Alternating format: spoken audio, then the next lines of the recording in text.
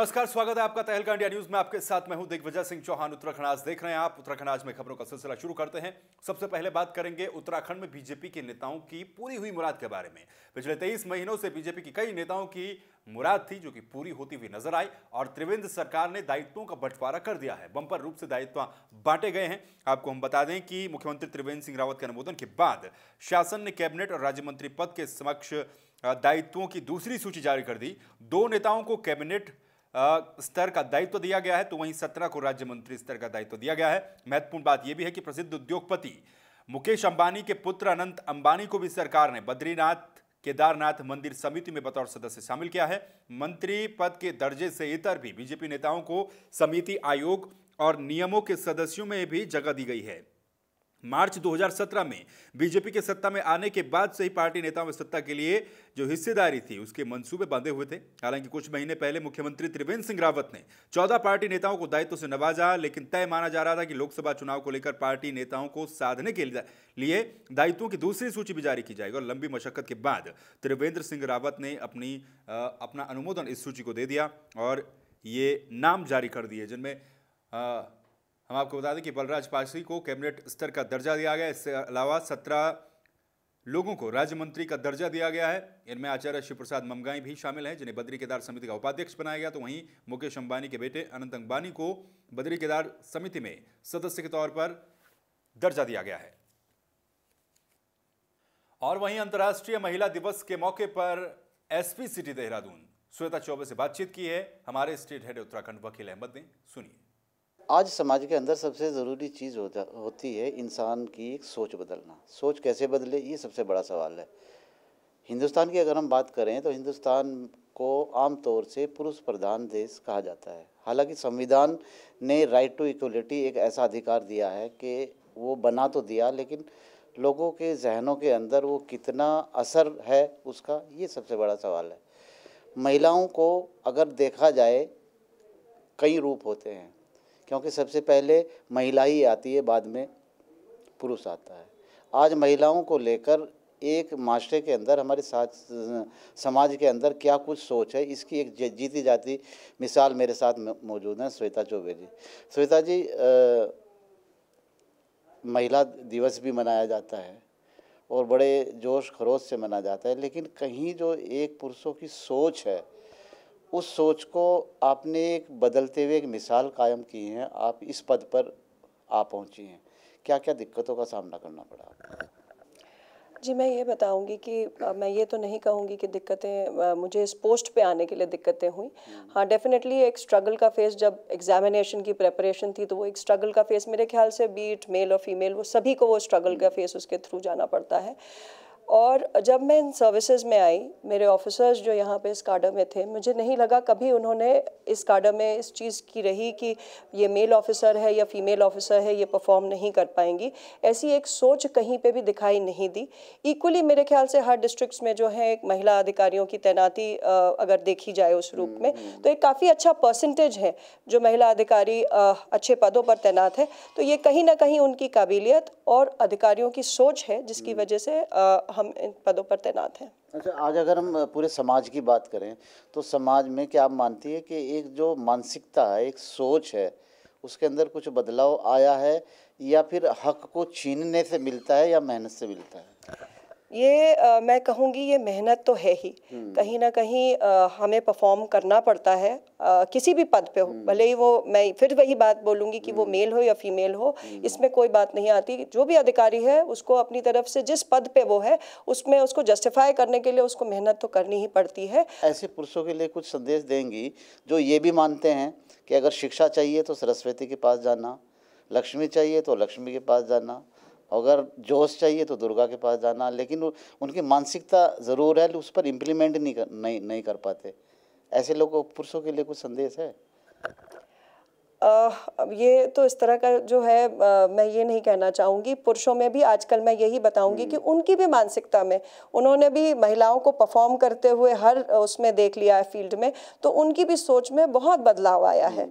तो इस वजह से इस चीज़ पे मैं बस इतना ही कहना चाहूँगी। चलिए, बहुत बहुत धन्यवाद।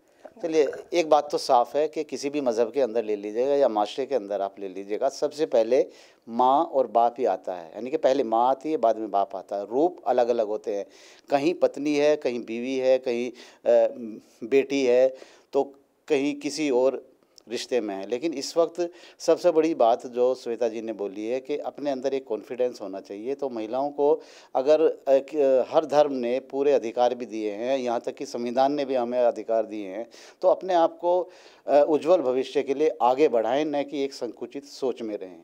अब ये सोचना आपका काम है। कैमरा पर्सन अमजद के साथ मैं वकील अहमद, तहलका इंडिया न्यूज़, देहरादून।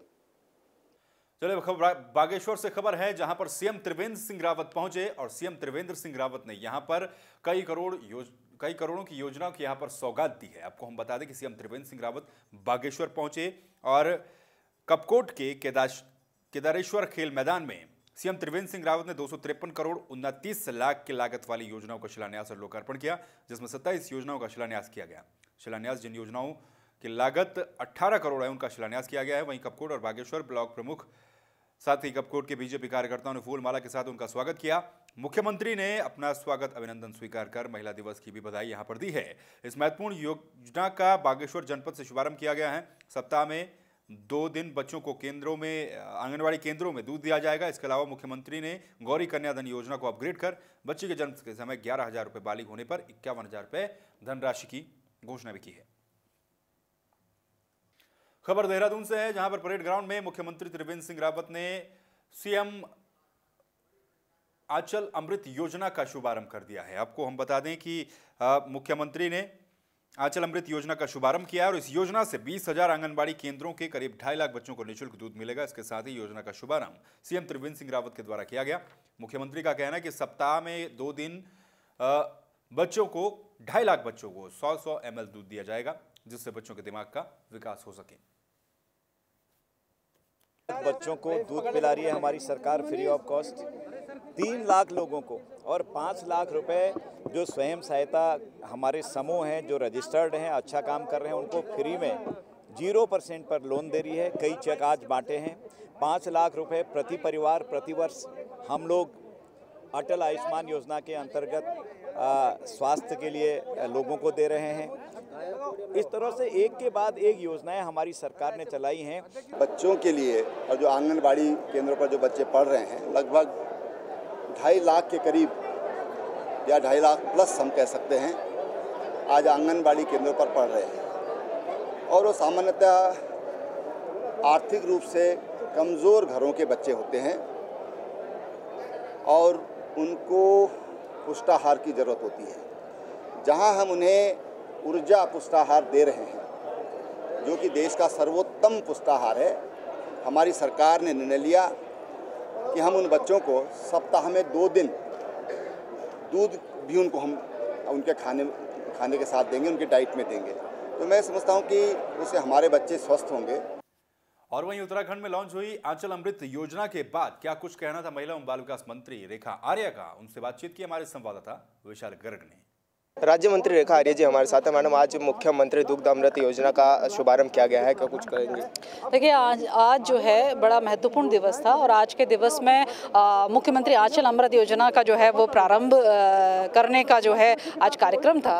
इस योजना के माध्यम से आंगनबाड़ी केंद्रों में जो हमारे बच्चे हैं जो कि किसी भी ना किसी रूप से कुपोषण का शिकार होते हैं अथवा उनके पास में वो पुष्टाहार नहीं मिल पाता है, तो ऐसी परिस्थितियों में उन बच्चों को स्वस्थ रखने के लिए जो मानसिक रूप से और शारीरिक रूप से वो बलवान बने, क्योंकि वे आगे उत्तराखंड के भविष्य हैं, क्योंकि वे आगे देश के भविष्य हैं, तो उनको संरक्षण देने की आवश्यकता थी। तो ये एक अच्छी पहल जो है माननीय मुख्यमंत्री जी ने करी है और मैं समझती हूँ कि अब आंगनबाड़ी केंद्रों में हफ्ते में 2 दिन जो है बच्चों को दूध मिला करेगा, तो निश्चित रूप से बच्चे कुपोषित बच्चे पोषण की संख्या में आएंगे, जो पोषित बच्चे हैं वो और शक्तिशाली बनेंगे। तो मैं समझती हूँ एक अच्छा भविष्य जो है उत्तराखंड का और जो है देश का जो है बनने जा रहा है। मैडम, कितने बच्चों को ये इस योजना का लाभ मिलेगा और किस तरह से उसका लाभ उठा सकते? देखिए, अभी तक हमारे पास में जो आंकड़े हैं, आंगनबाड़ी हमारे लगभग 20,097 हमारे आंगनबाड़ी केंद्र है, मिनी और मेन मिला के, और इनमें लगभग हमारे 2.5 लाख के करीब हमारे बच्चे आते हैं। तो निश्चित रूप से 2.5 लाख बच्चे आज की तारीख में उसका लाभ लेंगे, दुग्धपान करेंगे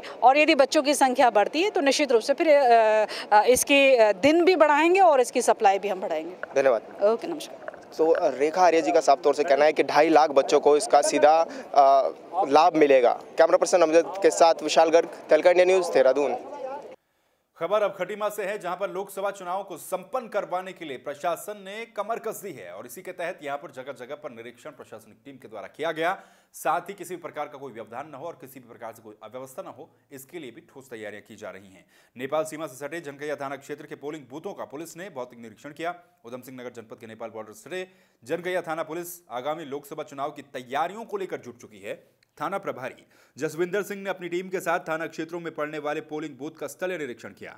साथ ही बूथों में सुरक्षा व्यवस्था के साथ साथ अन्य व्यवस्थाओं का भी जायजा लिया। एसओ जसविंदर सिंह के अनुसार आगामी लोकसभा चुनाव के मद्देनजर थाना क्षेत्र के पोलिंग बूथों का भौतिक सत्यापन किया जा रहा है, जिसमें सुरक्षा के साथ बिजली, पानी सहित अन्य व्यवस्थाओं या फिर बूथों में मिलने वाली कमियों को नोट कर उसकी रिपोर्ट तैयार की जा रही है। बूथों से संबंधित रिपोर्ट को आगे भेजकर चुनाव से पहले इसमें मिलने वाली खामियों को पूरा भी किया जाएगा। चुनाव को दृष्टिगत रखते हुए जितने भी हमारे पोलिंग बूथ हैं, इन सब का जो है भौगोलिक सत्यापन किया जा रहा है। यदि कहीं लाइट व्यवस्था, पानी व्यवस्था या आवागमन में कोई दिक्कत है तो उसके लिए सत्यापन किया जा रहा है। जो भी शिकायतें, कमियां हैं, उसको संबंधित को रिपोर्ट भेज के जो है दूर करवाया जाएगा। इसी के लिए सत्यापन किया जाएगा। उत्तराखंड आज के इस बुलेटिन में फिलहाल यहाँ पर रुक रहे एक छोटे से ब्रेक के लिए, लेकिन ब्रेक के उस पार भी खबरों का सिलसिला जारी रहेगा।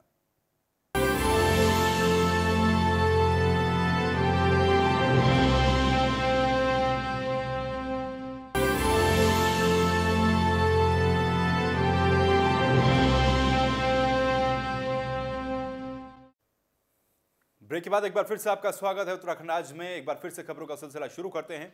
अब खबर टिहरी से है, जहां पर टिहरी की एक उपचार के लिए दुष्कर्म की पीड़ित एक किशोरी के साथ जो व्यवहार दून मेडिकल कॉलेज में किया गया, वो वाकई में मानवता को एक बार फिर से शर्मसार करता है। आपको हम बता दें कि दून मेडिकल कॉलेज में मानवता को तार तार कर देने वाली खबर फिर से सामने आई है। टिहरी से दून लाई गई दुष्कर्म की शिकार 4 साल की बच्ची को दून मेडिकल कॉलेज की इमरजेंसी में उपस्थित स्टाफ ने प्राथमिक उपचार देने से मना कर दिया। बच्ची तड़पती रही, लेकिन स्टाफ के कानों पर जूं भी नहीं रेंगी। मामले में पुलिस की दखलंदाजी के बाद बच्ची को प्राथमिक उपचार दिया गया। मामले की तूल पकड़ने के बाद अस्पताल प्रशासन ने पूरे मामले का संज्ञान लिया और अब अस्पताल प्रशासन दोषियों के खिलाफ सख्त कार्रवाई करने की बात भी कर रहा है। देखिए, आज जैसे ही मुझे ये पता चला तो मैंने तुरंत ही जो है इसके आदेश निकाल दिए हैं कि जो ये घटनाक्रम हुआ है उस पर स्पष्टीकरण देने के लिए, और यदि जो है कोई संबंधित अगर उस पर जो है हमें लगता है कि उसके स्तर से जो है ये चूक हुई है और या लापरवाही हुई है, तो निश्चित ही जो है इस पर कार्रवाई की जाएगी। तो वहीं राफेल डील से जुड़े दस्तावेजों के गायब होने के बाद सियासत एक बार फिर से राफेल मामले पर गरमाती हुई नजर आ रही है और इस मामले पर कांग्रेस सरकार को घेरने की पूरी कोशिश कर रही है। राजधानी देहरादून में कांग्रेस कार्यकर्ताओं ने सरकार के खिलाफ विरोध प्रदर्शन इस मामले में किया है। हम आपको बता दें कि देहरादून में युवा कांग्रेस कार्यकर्ताओं ने केंद्र सरकार का पुतला फूका। प्रदर्शनकारियों ने चौकीदार चोर है के नारे लगाए। साथ ही पीएम मोदी से इस्तीफे की भी मांग की है। युवा कांग्रेस के उपाध्यक्ष रोबिन त्यागी का कहना है कि रक्षा मंत्रालय के अहम दस्तावेज जो राफेल डील से जुड़े हुए थे, उनका गायब होना काफी गंभीर है और कांग्रेस पार्टी जो लगातार इस डील में भ्रष्टाचार होने की बात कह रही थी, वो बात बिल्कुल सही है और इसीलिए पीएम मोदी को इस्तीफा देना चाहिए। राफेल में जो केंद्र सरकार द्वारा खरीद हुई थी, उसको लेकर केंद्र सरकार के खिलाफ कांग्रेस और विपक्षी दल जितने भी थे वो मांग कर रहे थे कि जेपीसी की मांग हो, लेकिन सरकार अड़ी हुई थी कि नहीं, राफेल में किसी भी प्रकार का कोई भी भ्रष्टाचार नहीं हुआ है। तो कल जब सुप्रीम कोर्ट में दस्तावेज मांगे गए कि आप राफेल से संबंधित दस्तावेज पेश कराएं, तो जो सरकार के वकील थे वो साफ कहते हैं कि रक्षा मंत्रालय से राफेल से संबंधित सभी दस्तावेज चोरी हो गए। अगर रक्षा मंत्रालय जैसे अहम मंत्रालय से अगर हमारे राफेल से संबंधित कागजात चोरी हो सकते हैं, तो इससे साफ पता चलता है कि केंद्र सरकार की राफेल में भ्रष्टाचार में पूरी सम्मिलित है। तो वहीं 2019 के लोकसभा चुनाव को लेकर कांग्रेस पार्टी ने अपनी कमर कस दी है। कांग्रेस पार्टी लगातार इस लोकसभा चुनाव के लिए अपनी तैयारियों को तेज कर रही है। देहरादून प्रदेश मुख्यालय में कांग्रेस अध्यक्ष प्रीतम सिंह के नेतृत्व में एक आवश्यक बैठक यहां पर बुलाई गई और इस बैठक में पार्टी के तमाम पदाधिकारी मौजूद रहे। इस बैठक में कांग्रेस के राष्ट्रीय अध्यक्ष राहुल गांधी के देहरादून दौरे को सफल बनाने और 2019 की रणनीति पर मंथन किया गया। नेता प्रतिपक्ष डॉक्टर इंदिरा हृदयेश, पूर्व कैबिनेट मंत्री दिनेश अग्रवाल, विधायक मनोज रावत समेत पार्टी के कई दिग्गज नेता यहां पर मौजूद रहे। काफी देर तक चली इस बैठक के संपन्न होने के बाद नेता प्रतिपक्ष और प्रदेश अध्यक्ष प्रीतम सिंह ने संयुक्त प्रेस वार्ता की, जिसमें नेता प्रतिपक्ष इंदिरा हृदयेश ने कहा कि राहुल गांधी के दौरे को ऐतिहासिक बनाने पर रणनीति बनाई गई है और राहुल गांधी की रैली से कांग्रेस पार्टी को जरूर लाभ मिलेगा। वहीं प्रीतम सिंह ने प्रदेश की 5 लोकसभा सीटों को जीतने का दावा भी किया है।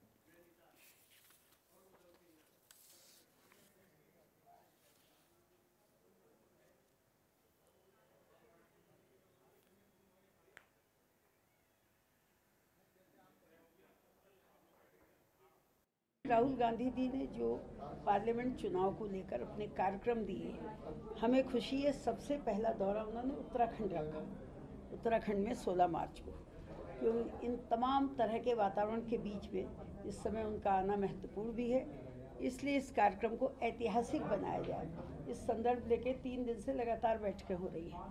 आज भी उसी संदर्भ बैठक हुई। पूर्व विधायक, वर्तमान विधायक, पूर्व मंत्री, प्रदेश के पदाधिकारी सभी, महानगर से लेकर जिले के अध्यक्ष समेत फ्रंटल ऑर्गेनाइजेशन के सभी साथियों से अपील की गई है। 16 मार्च को राष्ट्रीय अध्यक्ष राहुल गांधी जी परेड मैदान में एक विशाल जनसभा को संबोधित करेंगे। उस परिप्रेक्ष्य में कल देहरादून और हरिद्वार के साथियों से लंबा विचार विमर्श हुआ।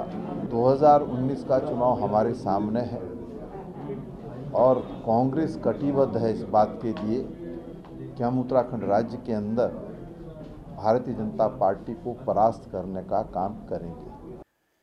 वहीं आगामी लोकसभा चुनाव को देखते हुए कांग्रेस पार्टी के टिहरी पर्यवेक्षक तिलकराज बेहड़ टिहरी पहुंचे, जहां पर कार्यकर्ताओं के साथ एक महत्वपूर्ण बैठक की गई। किस तरह से संगठन को मजबूत बनाया जाए, इस बात को लेकर चर्चा की गई, जहां पर पूर्व प्रदेश अध्यक्ष कांग्रेस किशोर उपाध्याय और गंगोत्री के पूर्व विधायक विजयपाल सजवाण भी कार्यकर्ताओं के बीच मौजूद रहे। कार्यकर्ताओं के साथ बैठक के बीच मीडिया से रूबरू हुए टिहरी लोकसभा क्षेत्र के पर्यवेक्षक तिलकराज बेहड़ ने राहुल के दिल्ली वाले तेवर में केंद्र सरकार पर हमला बोला और कहा कि राज्य सरकार ऐसी चल रही है कि मानो इस समय राष्ट्रपति शासन लगा हो। कर्ज माफी से लेकर जनपद सहित राज्यों के कई मुद्दों पर कार्यकर्ताओं में जान फूंकते हुए जनता के बीच जाने की भी बात कार्यकर्ताओं से की गई। उन्होंने कहा कि 16 मार्च को राहुल गांधी उत्तराखंड दौरे पर आ रहे हैं, जहां पर वो बड़ी जनसभा को संबोधित करेंगे।